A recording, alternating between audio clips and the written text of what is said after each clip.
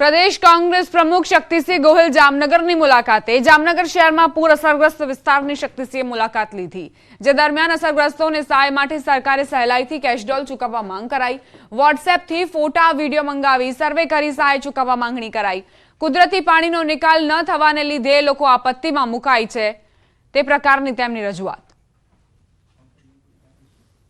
2500 ની મર્યાદા ના હોઈ શકે જેનું જે નુકસાન ગયું આપો તમે પોર્ટલની વાત કરો છો ગામડામાં માણસ પોર્ટલમાં ક્યારે અપલોડ કરશે જેમની પાસે જે પુરાવા હોય વોટ્સએપ નંબર જાહેર કરો દરેક જિલ્લા અને શહેરનો વોટ્સએપ આજે બધા જ ગામડામાં લોકો પણ વાપરતા થયા છે પોતાની રીતે વિડીયો કે ફોટો લગાવી ખેડૂતને નુકસાન ગયું છે જમીનનું વોટ્સએપ પર તમને મોકલી આપે એને પુરાવા તરીકે માન્ય ગણો નવા કાયદામાં પણ ઇલેક્ટ્રોનિક રીતે આપેલો પુરાવો ગ્રાહ્ય છે થરાદમાં વિધાનસભા અધ્યક્ષ શંકર ચૌધરીની ચેતવણી આપી શંકર ચૌધરીએ કોન્ટ્રાક્ટરોને ચેતવણી આપી છે થરાદમાં વિકાસના કામોના ખાતમુહૂર્ત દરમિયાન શંકરભાઈ ચૌધરીએ કોન્ટ્રાક્ટરોને ચેતવણી આપી અને ટકોર કરી તેઓએ કહ્યું કે કામમાં કચાશ રાખશો તો સીધા ઘર ભેગા થશો શંકર ચૌધરી જેમણે કોન્ટ્રાક્ટરોને સીધી ચેતવણી આપી છે કે કામમાં કોઈ પણ કચાશ નહીં ચલાવી લેવાય જે કામ સોંપવામાં આવ્યું છે તેને નિષ્ઠાપૂર્વક કરો નહીં તો સીધા ઘર ભેગા થશો શંકર ચૌધરી જેમના આકરા તેવર જોવા મળ્યા કામમાં કોઈ જ કોમ્પ્રોમાઇઝ નહીં ચલાવી લેવામાં આવે તે પણ તેમણે કહ્યું છે અહીં આગળ કોઈ તમારી પાસે એક પણ રૂપિયો માગે એજન્સીવાળા પાસે સીધો મારો કોન્ટેક્ટ પણ કામમાં જો કોમ્પ્રોમાઇઝ કર્યું તો બ્લેક લિસ્ટમાં હશો બંને બાબત કામ એનું ગુણવત્તાવાળું એટલે થવું જાહેરમાં જ આવવા કોઈ મુશ્કેલી પડે તો કહેતો કોઈ નહીં માગે મને મારી ટીમ ઉપર ભરોસો છે કોઈ કંઈ નહીં કરે અને એક પણ રૂપિયો તમારી પાસે કોઈ માગશે નહીં પણ તમે જો કામ ના કર્યું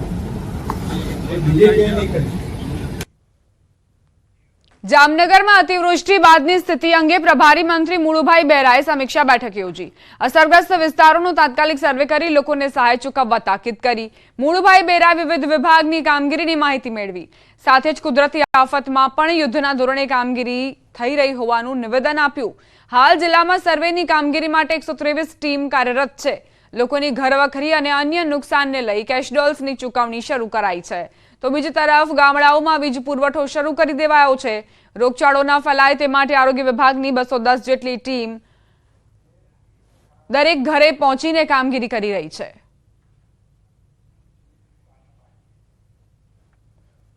તો જામનગરમાં કઈ રીતે તબાહી મચી અને હવે કેશડોલ્સ ચૂકવણી કઈ રીતે કરવી તેને લઈને મીટિંગોનો દોર શરૂ થઈ ગયો છે પ્રભારી મંત્રી મુળુભાઈ બેરાએ બેઠક યોજી અધિકારીઓને સૂચના આપવામાં આવી અસરગ્રસ્ત વિસ્તારોનો તાત્કાલિક સર્વે થવો જોઈએ સર્વે કરવામાં આવશે અને તેને લઈને પણ ચર્ચા કરાઈ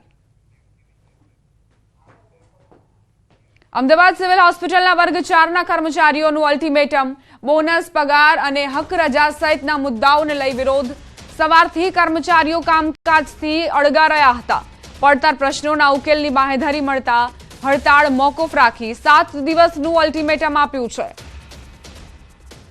સવારથી જ કર્મચારીઓ કામકાજથી અળગા રહીને પોતાનો વિરોધ દર્શાવી રહ્યા છે હોસ્પિટલમાં વર્ગ 4 ના કર્મચારીઓએ આ રીતે હડતાળનું શસ્ત્ર ઉગામ્યું છે બોનસ પગાર અને હક રજા સહિતના મુદ્દાઓને લઈને લાંબા સમયથી તેમની માંગણી ન સંતોષાતા હવે ફરી એક વખત તેઓ હડતાળ પર ઉતરી ગયા છે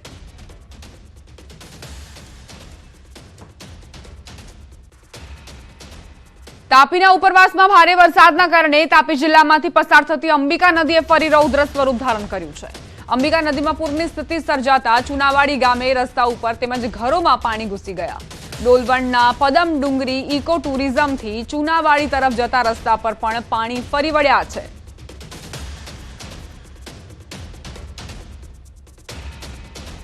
અંબિકા નદીએ રૌદ્ર સ્વરૂપ ધારણ કર્યું છે અને આસપાસના વિસ્તારમાં પાણી ફરી વળવાની ભીતિ ઉપરવાસમાંથી જે વરસાદ વરસી રહ્યો છે તેના કારણે જ તાપીમાં અંબિકા નદીએ રૌદ્ર સ્વરૂપ ધારણ કર્યું છે હવે આગળ વાત કરીએ સોનગઢ તાલુકાના અંતરિયાળ વિસ્તારોમાં ધોધમાર વરસાદ વરસ્યો નાની મોટી નદીઓમાં ઘોડાપુરની સ્થિતિ કાંઠી આમથવા શ્રાવણિયા ઓઝર લવચાલી સહિત અનેક ગામો 5 કલાક કરતા વધુ સમય સુધી સંપર્ક વિહોણા બની રહ્યા.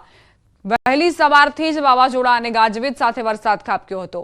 અનેક વિસ્તારોમાં જળબંબાકારની સ્થિતિ સર્જાઈ છે. નીચાણવાળા વિસ્તારોમાં લોકો પરેશાન જોવા મળી રહ્યા છે. અનેક ગામડાઓનો સંપર્ક તૂટતા જ લોકોને પારાવાર મુશ્કેલીનો સામનો કરવો પડી રહ્યો છે.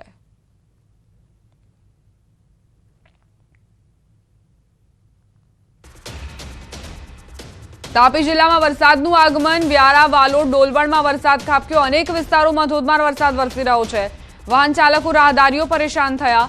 લોકો છત્રી સાથે રોડ પર નીકળ્યા. ગાજવીજ સાથે જિલ્લામાં વરસાદી માહોલ જામ્યો છે. ફરી એક વખત તાપીમાં વરસાદ વરસી રહ્યો છે. વાહન ચાલકો અને રાહદારીઓ તે વચ્ચે પરેશાન થયા. નોકરી ધંધાથી જતા લોકોને વરસાદ નડ્યો અને રોડ રસ્તા પર વિઝિબિલિટી પણ ઘટતા દિવસ દરમિયાન પણ હેડલાઇટ ચાલુ રાખીને લોકો અવર જવર કરવા મજબૂર બન્યા. એક તરફ નદી જળાશયમાં નવા નીરની આવક થઈ રહી છે અને નદી કાંઠાના જે વિસ્તારો છે તેની ઉપર પૂરનું સંકટ ઘેરાયું છે. તાપીના જ અલગ અલગ દ્રશ્યો આપ જુઓ કઈ રીતે નદીઓએ રૌદ્ર સ્વરૂપ ધારણ કર્યું છે. અંબિકા નદીમાં પૂરની સ્થિતિ જોવા મળી રહી છે. આસપાસના વિસ્તારમાં પાણી ફરી વળે તો તબાહી મચશે. તો ઘણા શહેરી વિસ્તાર જ્યાં ઝરમર વરસાદના કારણે વાહન ચાલકોને પરેશાનીનો સામનો કરવો પડ્યો હતો. વિઝિબિલિટીમાં પણ ઘટાડો થતા જ લોકોને દિવસ દરમિયાન હેડલાઇટ ચાલુ રાખીને વાહનો હંકારવાનો વારો આવ્યો. વ્યારા, વાલોડ, ડોલવણ સહિતના જે વિસ્તારો છે તે વરસાદથી પ્રભાવિત.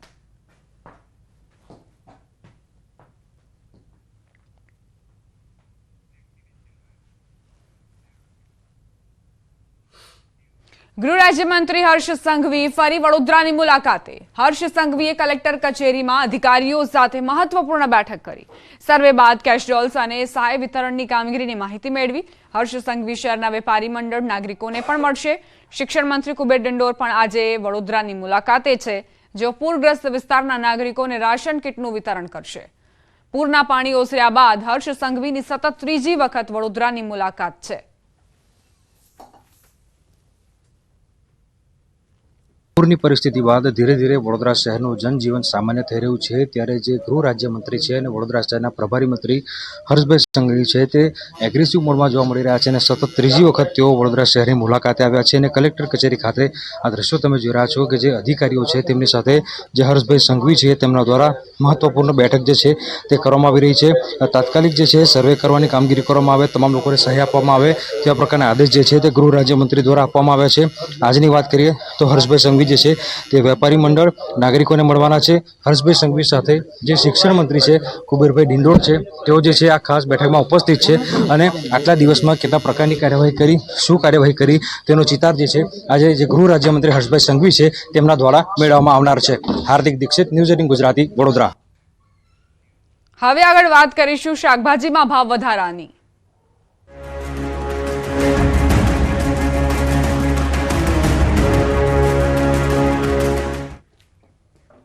વરસાદ અનેક મુશ્કેલીઓ લઈને આવ્યો છે. વરસાદના કારણે ફરી એક વખત શાકભાજીના ભાવ આસમાને પહોંચ્યા છે. તહેવારોની સિઝનમાં શાકભાજીની માંગમાં વધારો થયો, પરંતુ વરસાદના કારણે શાકભાજીની ઓછી આવક નોંધાઈ રહી છે, જેના કારણે રિટેલ માર્કેટમાં શાકભાજીના ભાવ 100 રૂપિયા ઉપર પહોંચી ગયા છે.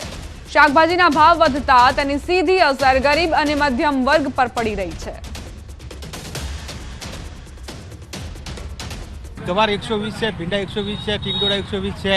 આ વરસાદને લીધે બહુ ભાવ વધી ગયા છે, આવક ઓછી છે. બરોબર, વરસાદ પાણીથી બધું શાક બગડી ગયું. રાજ્યમાં ભારે વરસાદના કારણે ખેડૂતોને નુકસાન વેઠવવાનો વારો આવ્યો. ભારે વરસાદની અસર લોકોના ખિસ્સા પર પડી રહી છે. શાકભાજીને વરસાદથી થયેલા નુકસાનની સીધી અસર ગૃહિણીઓના બજેટ પર પડી રહી છે. ત્યારે મહેસાણામાં વરસાદ બાદ શાકના ભાવમાં ફરક જોવા મળી રહ્યો છે. કેટલાક શાકભાજીના ભાવ ડબલ થઈ ગયા છે, તો કેટલાક શાકભાજી ખરાબ થઈ જતા ભાવ ગગડી રહ્યા છે. ટામેટા મહારાષ્ટ્રથી આવતા હોવાથી ભાવમાં કોઈ અંતર નથી જોવા મળતો. ભીંડાના ભાવમાં 50% જેટલો વધારો જોવા મળ્યો, તો ચોળી તેમજ ભટ્ટાના ભાવમાં લગભગ ડબલ થઈ ગયા છે. સફેદ રવૈયાના ભાવમાં પણ 20 થી 30 રૂપિયાનો વધારો. ગુજરાત બહારથી જે માલ આવી રહ્યા છે એમાં આવકમાં કે ભાવમાં કોઈ એટલો ફરક છે નહીં.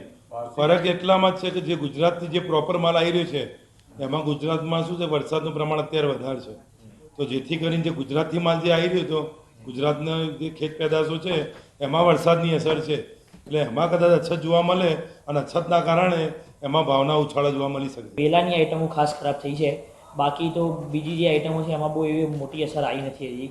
ભીંડાને છે કે જે પહેલાં જેટલી આવક હતી એટલી આવક, થોડીક આવકમાં ફરક પડવાનો, પણ બજારમાં એટલો બધો કંઈ ફરક પડ્યો નથી હજી સુધી. બટા છે, રીંગણ છે, રવૈયા છે, એ બધી વસ્તુમાં વધારે ફરક જોવા પડ્યો. આ સાથે જ બુલેટિનમાં અત્યારે બસ આટલું જ. વધુ અપડેટ્સ માટે આપ જોતા રહો News 18 ગુજરાતી.